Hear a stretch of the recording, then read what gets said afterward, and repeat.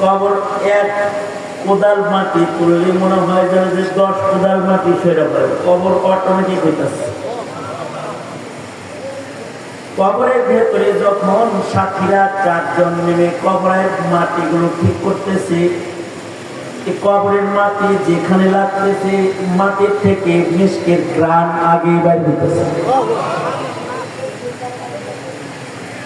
জমিনে এমন কিছু মানুষ আছে যাদের নেক আমলের কারণে এরকম আখিরাত তাদের এত সুন্দর। তাদের মধ্যে ওমর ইবনে আব্দুল আজিজ অন্যতম একজন। ওমর ইবনে আব্দুল আজিজের জামার সাথে রাজ্যের মন্ত্রীরা, হুকুমতের লোকেরা তাদের জামা ধোয়ার জন্য আব্দুল আজিজ তাহাজ্জুদ করতেছেন। ওমর ইবনে আব্দুল আজিজ রাহমাতুল্লাহ আলাইহি একটা দাসী বান্দি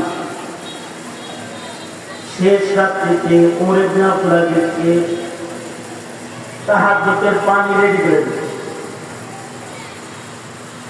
নামাজ শেষ করলে ফজরের আগে ওনাকে নাস্তা করাইতেন।